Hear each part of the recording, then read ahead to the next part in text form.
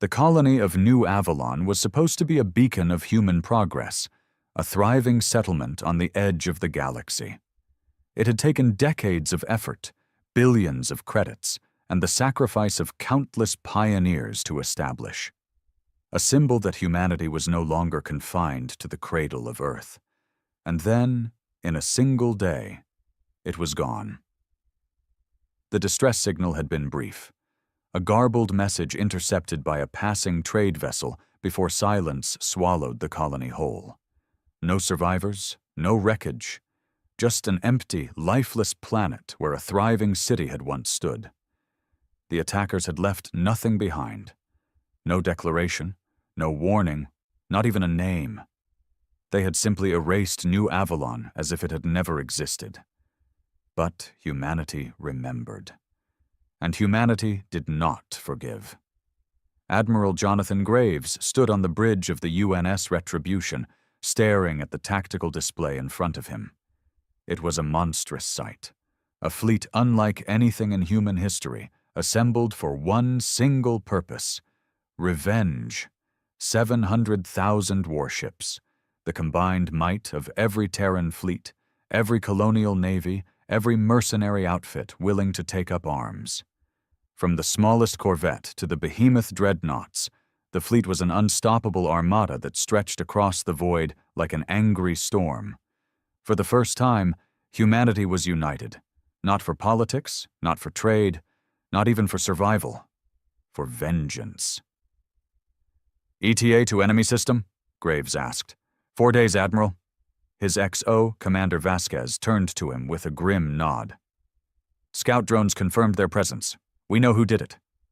Graves exhaled sharply. "Who?" Vasquez's jaw tightened. "They call themselves the Zorvax Dominion, some kind of ancient warrior empire. We weren't even on their radar before. They probably thought we were just another minor race, easy prey." A growl rumbled through the bridge crew. The Zorvax had made a fatal mistake.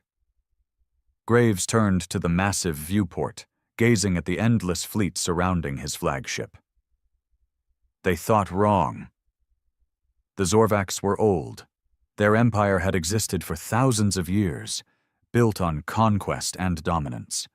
They had crushed dozens of species, burned hundreds of worlds, and fought wars before humanity had even discovered fire. But for the first time in millennia, they had made a miscalculation. The humans were not like the others. They did not cower. They did not beg. They brought war. 700,000 human warships arrived in Zorvax space in a wall of fire and steel. The first planetary defense stations barely had time to raise shields before nuclear hellfire reduced them to molten slag. Their fleets scrambled, commanders barking orders in panic. They had expected a skirmish, maybe a minor retaliatory raid. Instead, they were met with annihilation. Missiles streaked across the void in the millions. Kinetic slugs shattered battleships with ease.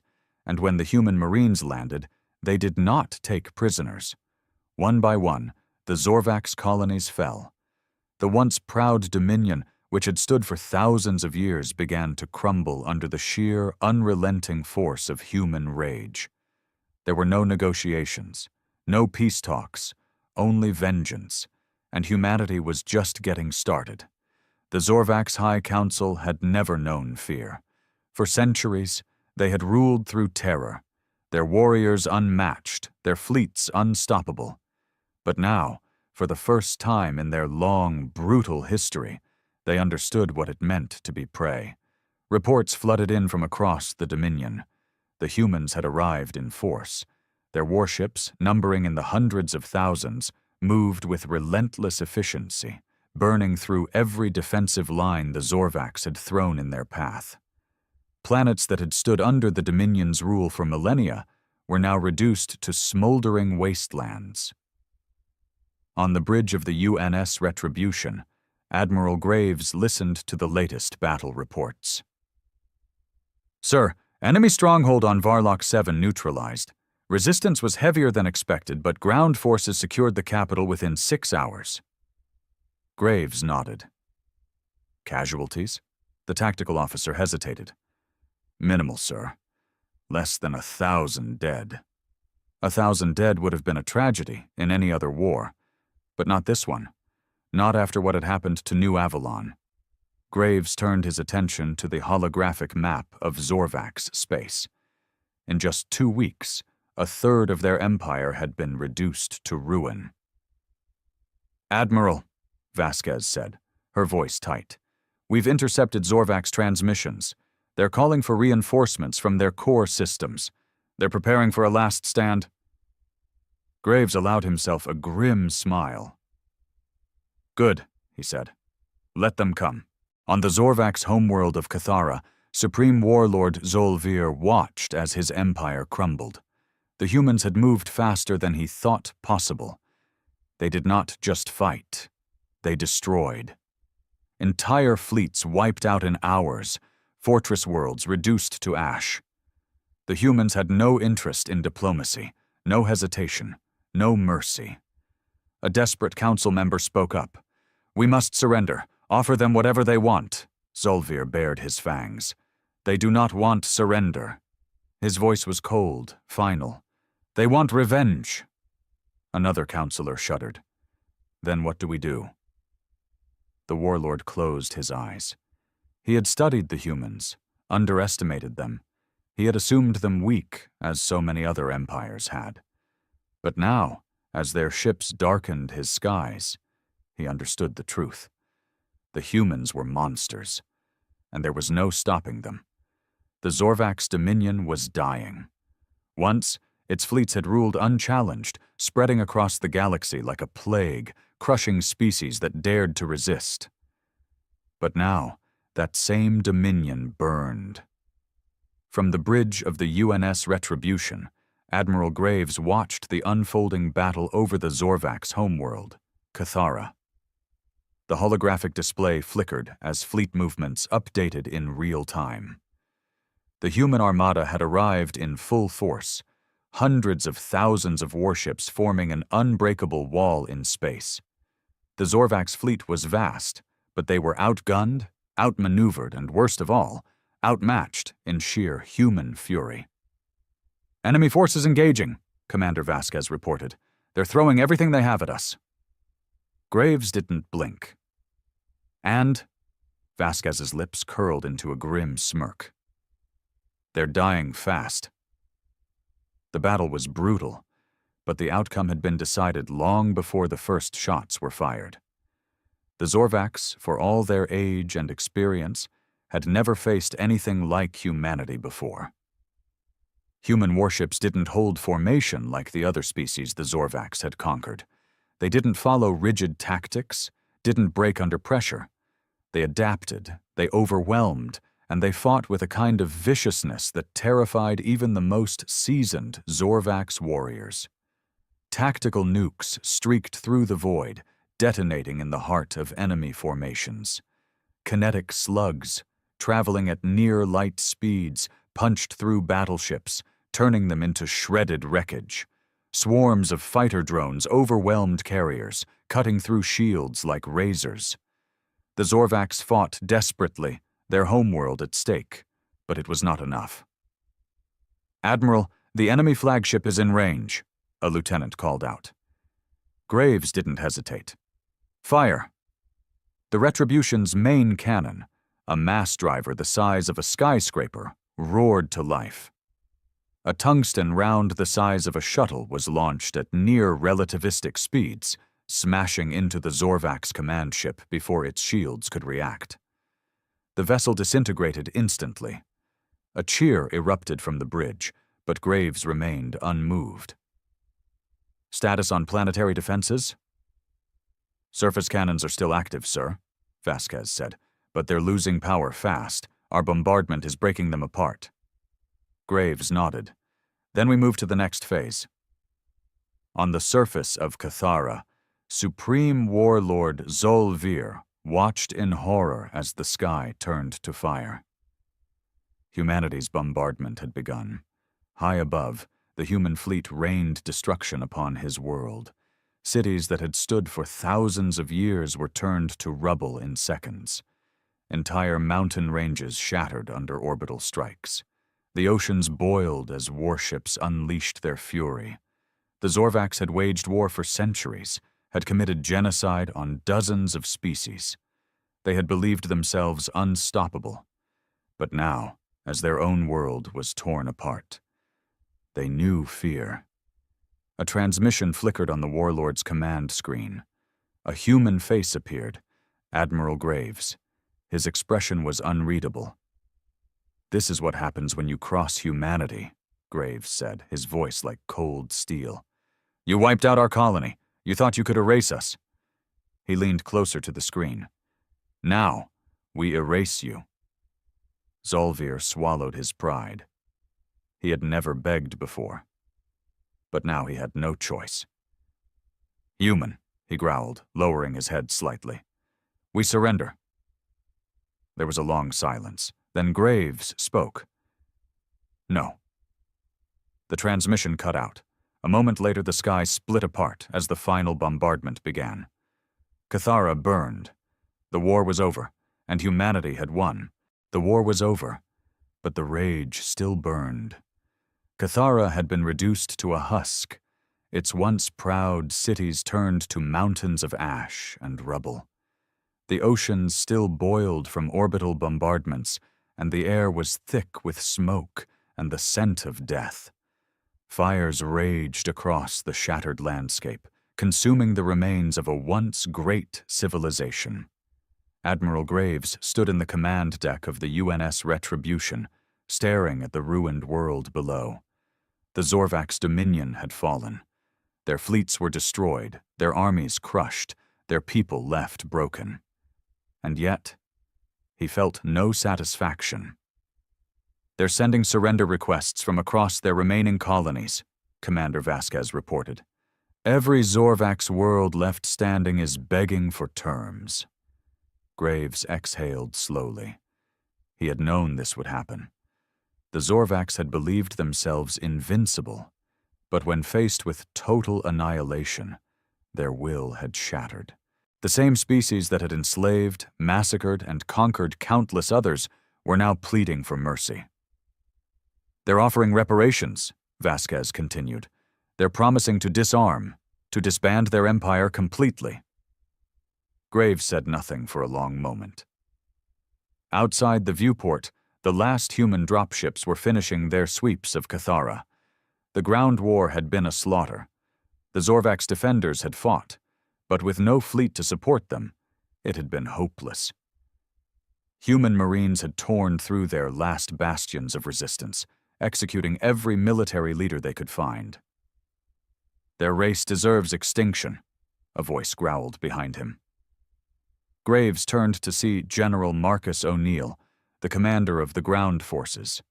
His armor was still stained with Zorvax blood, his expression cold with fury. "They got what they deserved," Graves said evenly. "Did they?" O'Neill stepped forward. "One of their warriors told me something before I put a bullet in his skull. He said the Zorvax don't even have a word for surrender, that they've never lost a war." His lip curled. "Until now." Graves nodded. He had no pity for the Zorvax. They had brought this upon themselves. "What do we do now, Admiral?" Vasquez asked. Graves turned back to the viewport. The Zorvax homeworld was dying, but there were still survivors, civilians, families, those who had never held a weapon. The question was whether they deserved to live. For New Avalon, the answer should have been simple, but he hesitated. "Send a message to the fleet," he said at last. "The war is over. No more killing." Vasquez and O'Neill both stiffened in surprise. "You're letting them live?" O'Neill asked, his voice sharp. Graves turned, his expression hard. "We came for vengeance," he said. "We got it. Now we leave." O'Neill exhaled through his nose but didn't argue. Vasquez gave a small nod of understanding. "Order sent," she said. The fleet began to withdraw. The remaining Zorvax, those too weak to fight or too broken to resist, watched in stunned silence as the human armada vanished into the void. They had been defeated so completely that their very survival now depended on the mercy of the species they had once sought to erase. Humanity had won. But Graves knew that somewhere, sometime, another enemy would rise. And when they did, humanity would be ready. The Zorvak's dominion was no more. What remained of their civilization was little more than scattered ruins and broken survivors, their once mighty fleets reduced to drifting wreckage in the void. Across their former empire, human warships loomed like specters, ensuring that no remnants of their military would ever rise again. But even in defeat, the Zorvaks endured. Admiral Graves knew this war had not just been about revenge. It had been about making a statement. Humanity would never again be prey. And the galaxy had heard the message loud and clear. 6 months after the fall of Cathara, the echoes of war still rippled across the stars. Humanity had changed. The United Terran Directorate had become something different, stronger, more unified, but also more feared. The sight of a Terran warship was now enough to make entire planets reconsider their allegiances. Diplomats from every corner of known space scrambled to establish treaties, alliances, or at least guarantees that they would never cross humanity. But there were those who whispered that humanity had become something dangerous. The war had been justified. Every species that had suffered under Zorvak's rule had celebrated their fall. But there was an unspoken fear now. If humanity could destroy a millennia-old empire in mere months, what would they do to anyone who stood in their way? On Earth, the streets of every major city were filled with celebrations. Statues were erected to honor the fallen of New Avalon. Veterans of the war were hailed as heroes. Every broadcast, every news outlet, every speech made it clear. Humanity had won, and it had secured its place in the galaxy. But behind the victory parades, the war had left its scars.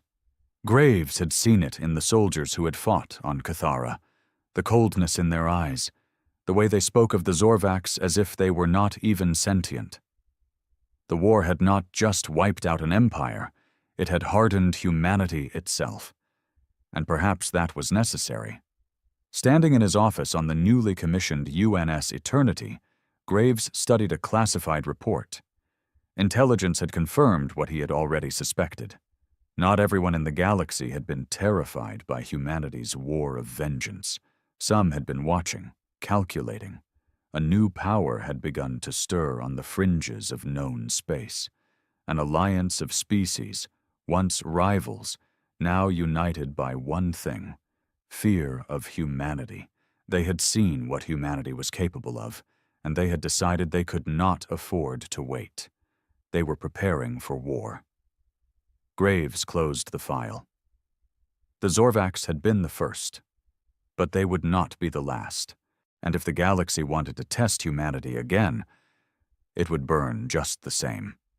The galaxy had not forgotten. 6 months after the fall of the Zorvak's dominion, humanity stood unmatched. Its fleets were the most feared in the known universe, its soldiers hardened by war. Every species that had once dismissed humanity as insignificant now watched them with wary eyes. But not all of them watched in silence. A storm was coming. Admiral Graves sat in the war room of the UNS Eternity, the new flagship of the United Terran Directorate. Around him, holographic projections displayed intelligence reports gathered from the edges of known space. The signs were unmistakable. "They call themselves the Accord of Sovereign Worlds," Vasquez reported, her voice clipped. 5 species, once enemies, now allied under one purpose: containing humanity. Graves exhaled slowly, eyes scanning the projection. The Accord wasn't just a political pact. It was an emergency coalition formed by species who had never trusted each other, who had fought wars against one another for centuries. Now, they had put aside their hatred, because they feared something more. They feared humanity. O'Neill, seated across the table, let out a low chuckle. 5 species banding together just to stop little old us? I'd say that's flattering. No, Graves said, voice steady. That's dangerous. The Zorvax had been powerful, but they had been alone. Isolated. Arrogant. The Accord was different. It was coordinated. Intelligent. And it had one goal: to make sure humanity never again wielded the kind of power it had used to wipe out the Zorvax. They're already moving, Vasquez continued. They've reinforced border systems, doubled their fleets. We intercepted communications confirming joint military exercises. They're preparing for war. Graves leaned back, his fingers steepled. The war with the Zorvax had been swift, brutal. But this? This would be something else entirely. He turned to O'Neill. What's the status of our forces? The general smirked. Stronger than ever. New Avalon's destruction woke something up in us, Admiral. Recruitment rates are at an all-time high. Every colony is churning out warships and weapons like their lives depend on it. His expression darkened. Because they do. Graves nodded. Humanity had won its war of vengeance, but the price had been transformation. They were no longer the species that had once sought peace among the stars. They were now something far more dangerous. We need to strike first, Vasquez said firmly. We can't let them box us in. Graves didn't answer immediately. He stared at the galactic map, the cold vastness of space filled with the colors of hostile factions. The Accord thought they could contain humanity, thought they could put a leash on the species that had just wiped an empire from existence. They were wrong. Slowly, Graves stood. His voice, when he spoke, was calm. Prepare the fleets. Vasquez and O'Neill exchanged a glance. We're going to war? O'Neill asked, though there was no hesitation in his voice.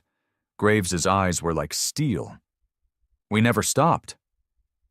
The galaxy had drawn its lines, and now humanity would teach them what it meant to cross them. The galaxy stood on the edge of war. The Accord of Sovereign Worlds had united 5 powerful species, sworn enemies now bound by a single cause, containing humanity before it became unstoppable. They reinforced their borders, mass-produced warships, and stockpiled weapons. They thought they could intimidate humanity into submission. They were wrong. Admiral Graves stood on the bridge of the UNS Eternity, humanity's most advanced warship, staring at the tactical display. A line of red markers stretched across the galactic map, Accord fleets stationed along every major hyperlane leading into human space. The blockade was nearly complete. A warning, a challenge. Graves didn't hesitate. All fleets prepare for engagement. The officers around him didn't question the order. There was no debate. The time for diplomacy had passed the moment the Accord declared humanity a threat. Now, there was only one response. War. The UNS Eternity led the charge. In the Seldari system, the Accord's fleet commander, High Warden Threx, watched his scanners as thousands of human warships exited hyperspace. Impossible, he muttered. He had expected a slow build-up, negotiations, the usual hesitation that came before war. But humanity hadn't waited. They had launched their attack without warning. Alarms blared across the command deck. The human fleet was already deploying fighter swarms and targeting Accord capital ships. Energy spikes signaled the charging of railguns and mass drivers. Humanity hadn't come to posture. They had come to kill. "Raise shields! All weapons fire!" Threx roared. But it was too late. The first battle of the war lasted less than an hour. The Accord fleet was shattered. What had been intended as an impenetrable blockade became a massacre. The UNS Eternity alone had annihilated 3 battleships with precision orbital strikes. Kinetic rounds, traveling at near light speeds, tore through enemy hulls as if they were made of paper. The survivors fled. The message was clear. Humanity would not be contained. The news spread like wildfire. Across the galaxy, species watched in stunned silence as human forces pushed forward, smashing through the Accord's defenses with ruthless efficiency. On the Accord's council world of Vandros Prime, the ruling species gathered in a desperate emergency session. Holograms flickered with footage of human warships carving through their fleets, soldiers in advanced power armor storming planetary defenses. "They don't fight like the Zorvax," a Kavir diplomat hissed. "They don't hold formations, they don't retreat, they don't hesitate." A Gathari warlord slammed his fist against the table. "Then we need to strike harder. We outnumber them 5-1. A solemn voice cut through the argument. "It doesn't matter." All eyes turned to the Seldari representative. His species had fought humanity at the Seldari system. They had seen what the others had not. "They fight like they've already won," he said. Silence fell over the chamber. The war had only just begun. And already, the Accord was afraid. On the bridge of the Eternity, Graves watched as his fleets spread like wildfire. Planets fell, enemy fleets were obliterated, and the Accord's lines crumbled faster than anyone had predicted. But he knew this was only the beginning. They would regroup. They would strike back. Good. Let them try. Graves turned to Vasquez. "Prepare the next assault. We take the Kavir stronghold next." Vasquez nodded. "And after that?" Graves's lips curled into a cold smile. "We don't stop until they beg for mercy." The war had begun, and humanity would finish it. The Accord was reeling. What was supposed to be a containment effort had turned into an unrelenting nightmare. Human warships had torn through the Seldari system, leaving behind only wreckage and death. The outer defenses of the Accord had been shattered in days, not months, and now the United Terran Directorate was pushing deeper into enemy space. Admiral Graves stood at the heart of it all, watching as the greatest military machine humanity had ever built ground its enemies to dust. The Kavir stronghold was next. An ancient race, the Kavir had once been warlords who dominated entire sectors. Their homeworld, Vandros 9, was a fortress, protected by planetary shields, automated defense turrets, and a fleet stationed in permanent orbit. It was considered an impenetrable bastion. Humanity didn't care. The UNS Eternity led the charge, backed by the 2nd and 5th Expeditionary Fleets. 7,000 warships, more than the Zorvax had ever faced at once, surged forward. They emerged from hyperspace in a perfect formation, their arrival accompanied by the deafening silence of the void, just before hell erupted. Kavir warships launched interceptors and missile swarms. Energy cannons powered up, and planetary defense systems locked onto human vessels. The battlefield became a swirling storm of plasma fire, railgun rounds, and detonations as both sides clashed. But the humans had come prepared. Tactical A. I synchronized the fleet's movements with near-perfect precision. Capital ships laid down devastating suppressive fire, while smaller strike groups weaved through the chaos, cutting through Kavir defenses like blades through flesh. The UNS Eternity deployed its Dreadnought-class railguns, each round traveling at near-light speed, obliterating enemy ships in single shots. On the bridge, Graves watched the chaos unfold. "Planetary shields are holding," Vasquez reported. "We'll need ground forces to breach." Graves nodded. "Deploy the Marines." The order sent thousands of drop pods screaming through Vandros 9's atmosphere. The planetary shields, weakened by the orbital bombardment, flickered as the first wave broke through. Then the real battle began. General O'Neill led the charge. Clad in advanced power armor, wielding a high-caliber plasma rifle, he and his troops stormed the capital city of Luthos Prime. The Kavir had deployed thousands of ground troops, their towering war machines lumbering through the streets, firing barrages of plasma fire. But human soldiers weren't just warriors. They were killers. O'Neill's men moved in tight, efficient squads. Drones scouted enemy positions, feeding real-time data to combat HUDs. Grenades arced over cover, EMP bursts disabled enemy mechs, and sniper teams eliminated Kavir officers with terrifying precision. A massive Kavir walker turned the corner, its heavy cannons glowing. O'Neill didn't hesitate. He raised his wrist, marking the target with a simple voice command.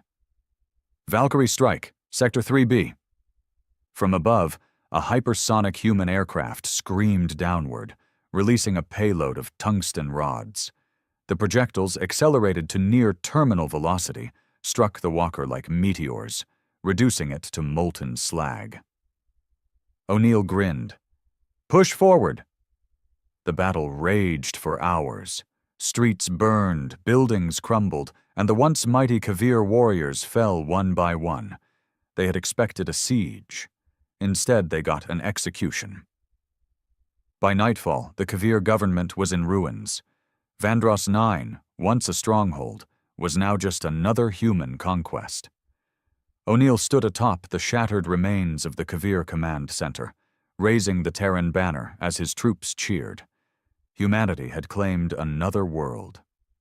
On the bridge of the Eternity, Graves listened to the victory reports in silence. The Accord was losing. Fast. Vasquez exhaled. They never had a chance? Graves didn't smile. They still think they do, he said, and that makes them dangerous. Vasquez frowned. You think they'll retaliate? Graves nodded. They have no choice. Their only hope is a counterattack before we steamroll them completely. O'Neill's voice crackled over the comm. What's next, Admiral? Graves stared at the galactic map, his eyes locked on the next major Accord stronghold. We keep going. The war wasn't over. It was just getting started. The Accord was desperate. Humanity had turned their containment effort into a full-scale slaughter, sweeping through star systems with unrelenting force. The fall of Vandross 9 sent shockwaves through the galactic community. What was once a mighty Kavir stronghold had been reduced to rubble in mere days. Now every species in the Accord knew one thing for certain. If they didn't stop humanity now, they never would. And so they planned their counterstrike. Deep within the Accord's central command station on Zal-Ra Prime, the leaders of the 5-member coalition gathered. Holograms of burning cities and shattered fleets played around them, the brutal efficiency of humanity's war machine undeniable. This cannot continue, Warlord Jekthar of the Kavir snarled, his claws flexing against the conference table. They have no mercy, no restraint. If we hesitate, they will burn our homeworlds next. The Gathari diplomat, Vrexal, hissed in agreement. We underestimated them. We assumed they would fight with hesitation, with politics in mind. His eyes flickered with an eerie glow. Instead, they fight like they were born for this. The Seldari representative, one of the few survivors from the first engagement, looked grim. We must strike at their heart, not skirmishes, not battles, a killing blow.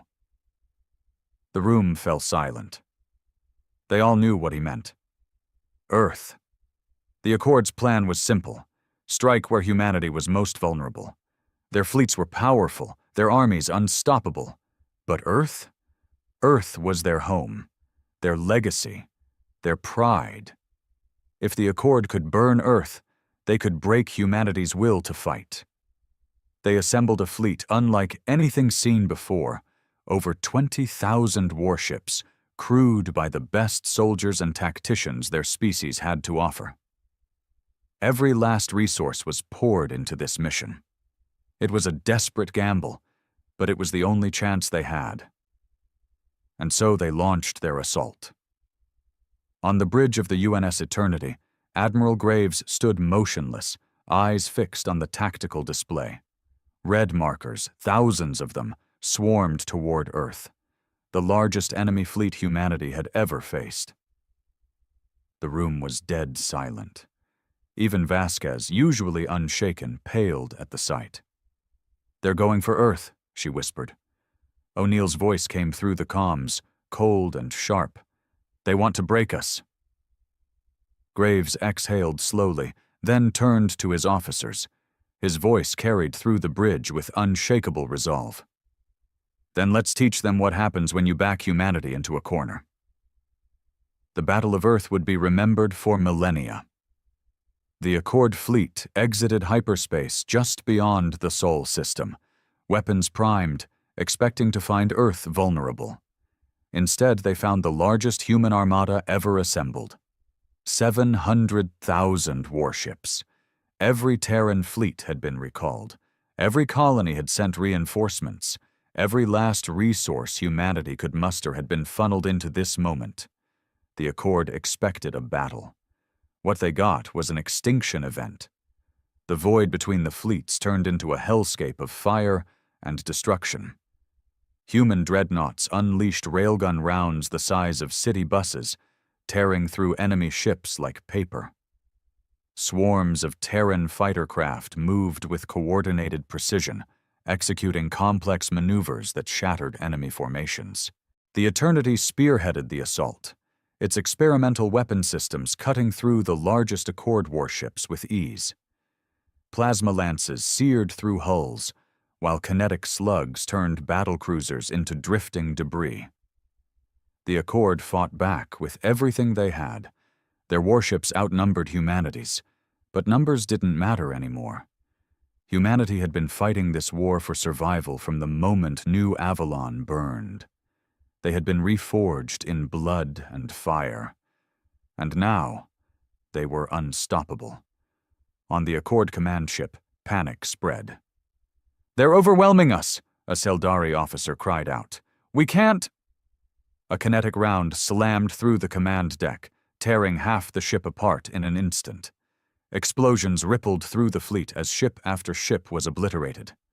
Admiral Graves watched it all unfold, eyes cold, voice steady.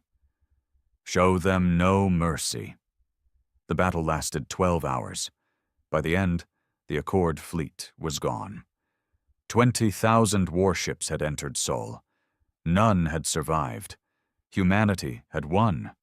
The Accord had gambled everything and lost. Their military was broken, their leadership shattered.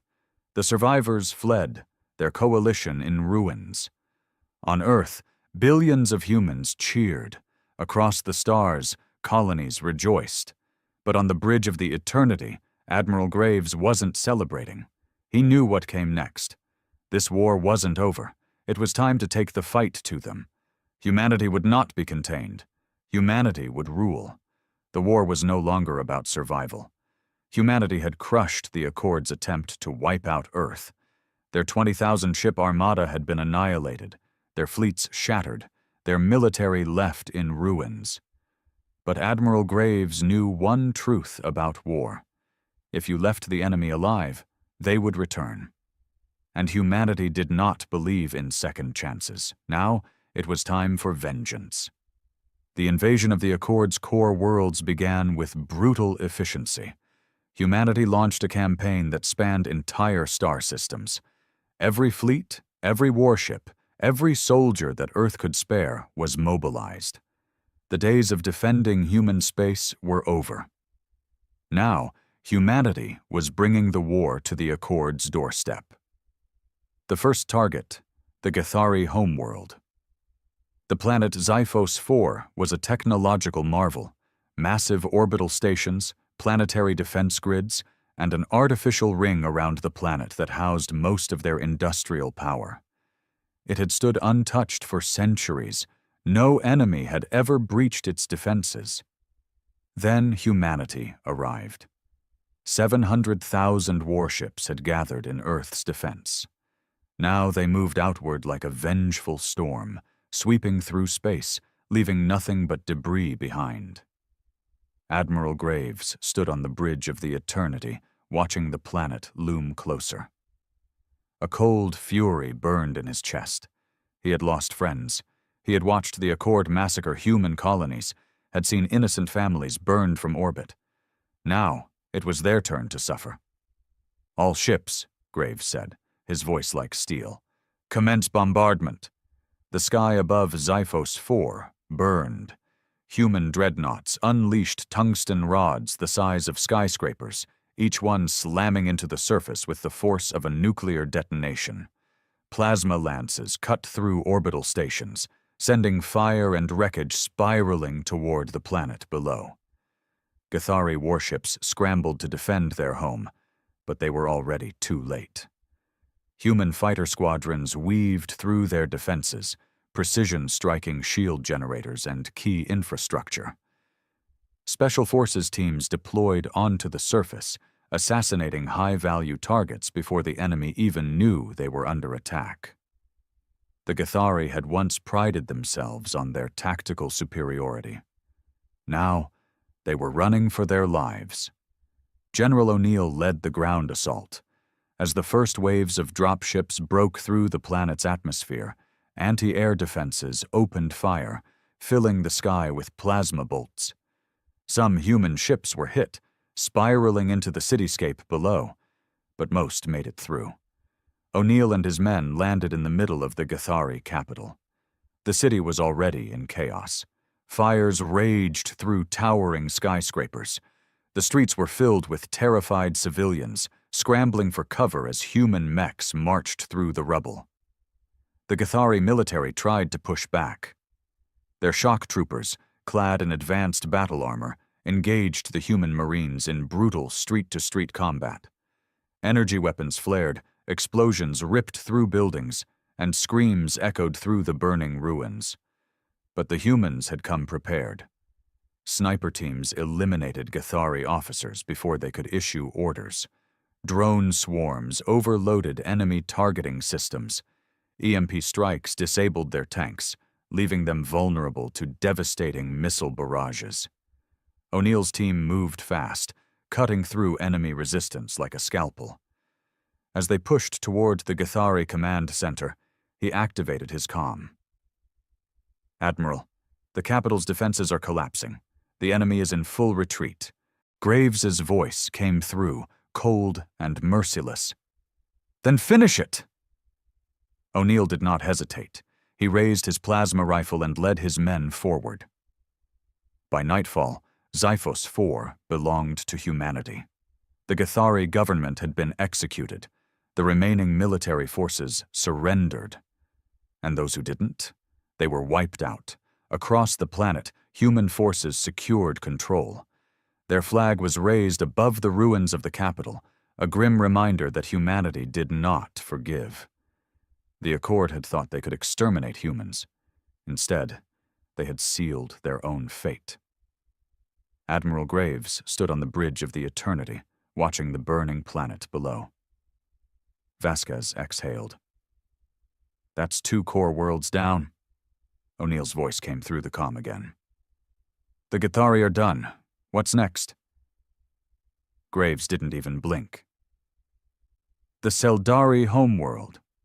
Vasquez's eyes flickered with dark amusement. "We're not stopping, are we?" Graves turned toward the galactic map, showing the remaining Accord worlds. His jaw tightened. "They wanted a war," he said, voice low, dangerous. "Now, we give them one." The conquest of the Accord had begun, and humanity would not stop until the galaxy was theirs. The Seldari homeworld of Vahzir was the jewel of the Accord. It was a planet of towering crystalline spires, floating citadels, and lush bioluminescent forests that stretched for miles. Unlike the industrial worlds of the Gathari or the war-forged fortresses of the Kavir, Vahzir was a place of peace, art, and diplomacy. It had never seen war on its surface. Until now. Admiral Graves stared at the holographic projection of the planet. Even from orbit, Vahzir was breathtaking, its twin moons casting a pale glow over the sapphire oceans. He almost felt bad for what was about to happen. almost. The Seldari were the ones who started this war, Vasquez muttered, standing beside him. They whispered in the ears of the other species, pushed them to attack our colonies. Now look where it got them. Graves didn't respond. Instead, he turned to his officers. Deploy the fleet. 700,000 warships burned through the void, their engines leaving trails of fire as they descended upon Vazir. Seldari defense stations scrambled to react, their fleet mobilizing in a desperate attempt to repel the invasion. Their warships were sleek, elegant, built for precision strikes rather than brute force. They had been designed to win through diplomacy, through superior tactics, through carefully calculated engagements. They had never fought an enemy like humanity. The first exchange lasted minutes. The Seldari fleet opened fire, unleashing energy lances that cut through space with pinpoint accuracy. Human dreadnoughts responded with brutal efficiency. Railguns the size of skyscrapers fired hypersonic rounds that tore through shields, slicing ships in half before their crews could even react. Missiles swarmed through the battlefield, artificial intelligence guiding them past countermeasures, slamming into hulls with devastating force. The Seldari fought bravely, but bravery meant nothing against overwhelming firepower. In less than an hour, their navy was gone. Planetary defenses activated. Vazir's surface was protected by a shield network designed to withstand orbital bombardment. The Seldari had believed it was impenetrable, an absolute safeguard against any invasion. They were wrong. Humanity had already faced these kinds of defenses in past battles. They had learned. They had adapted. A fleet of stealth bombers slipped past the outer defenses, deploying specialized payloads designed to overload shield harmonics. The moment the energy field flickered, even for a second, human battleships unleashed their full might. Tungsten rods fell from orbit, striking with the force of nuclear warheads. The first impact turned a city into dust. The second cracked the surface of a continent. The shield network collapsed within minutes. The invasion had begun. General O'Neill led the first wave. Dropships descended through the atmosphere, dodging sporadic anti-air fire as they deployed human forces across key strategic points. The Seldari had no standing army. Their soldiers were ceremonial, trained for peacekeeping, not war. They were slaughtered. Mechs the size of buildings marched through the elegant cities, their plasma cannons cutting down whatever resistance remained. Drone swarms blanketed the skies, seeking out and destroying enemy strongholds before they could organize. O'Neill and his Marines pushed through the capital, moving street by street. Seldari civilians screamed in terror as the fighting drew closer. Some tried to run, others begged for mercy. O'Neill gave none. These were the same people who had signed the order to exterminate human colonies. The same people who had watched as Vandros 9 burned, as billions of innocent lives were wiped out. Now, it was their turn. The Seldari Council was holed up in their grand palace, a floating fortress suspended above the capital. It had been their center of power for centuries, a place where they had dictated the fate of countless civilizations. Now, it was nothing more than a target. Human strike teams infiltrated the palace, moving like shadows through its halls. Security forces put up a token resistance, but they were no match for cybernetically enhanced operatives trained for planetary subjugation. Within an hour, the council was dragged from their chambers. O'Neill stood over them, his expression unreadable. The Seldari leader, an elder with shimmering silver skin, looked up at him with desperate eyes. "Please," she whispered, "we surrender." O'Neill tilted his head, as if considering her words. Then he activated his comm. "Admiral Graves, the council is secured. Orders?" There was a long pause. Then Graves's voice came through, cold and final. "No survivors." O'Neill nodded. He raised his rifle. The war crimes tribunals would be held later. by humans, for humans. The Seldari Council would not live to see them. By nightfall, Vazir was in flames. The floating citadels fell from the sky. The forests burned. The oceans turned black with ash. And above the planet, the human fleet stood watch. Vasquez let out a breath. "That's 3 core worlds down." O'Neill's voice crackled through the comms. "The Seldari are finished. What's next?" Graves didn't hesitate. "The Kavir homeworld." Vasquez grinned. "The warriors." Graves's jaw tightened. "The last obstacle." The Kavir were different. They were not diplomats. They were not politicians. They were warriors. And if humanity wanted to break the Accord completely, they would have to face the deadliest fighters in the galaxy. And win. The war against the Accord was nearing its final chapter. The Kavir homeworld, Dracos, stood as the last bastion of their alliance. Unlike the Seldari and Githari, the Kavir did not beg for mercy. They did not surrender. They were warriors bred for battle, a species that had conquered and crushed lesser civilizations for centuries. But they had never faced humanity at its most ruthless. Admiral Graves knew this would be different. Unlike the previous invasions, this would not be a slaughter. The Kavir would fight to the last soldier, to the last breath. There would be no pleas for mercy, no desperate peace offerings. And so, humanity came prepared. The battle for Dracos was the bloodiest of the war. The Kavir fleets did not break upon the first engagement. Their warships were built like fortresses, covered in thick armor plating, bristling with weapons designed for relentless combat. They did not retreat, did not falter. But they did fall. Humanity's fleet moved with surgical precision. Railguns punched through even the thickest hulls, missiles found the cracks in their defenses, and electronic warfare teams scrambled their communications, cutting them off from each other. The fight dragged on for days, but one by one, the Kavir warships were reduced to smoldering wreckage. And then, the invasion began. On the surface, the Kavir made their final stand. Their warriors fought like demons, refusing to give ground, turning every ruined city into a fortress, every street into a battlefield. Even as orbital bombardments shattered their defenses, even as mechs and tanks crushed their lines, they kept fighting. Humanity had never faced an enemy so unyielding. But in the end, it didn't matter.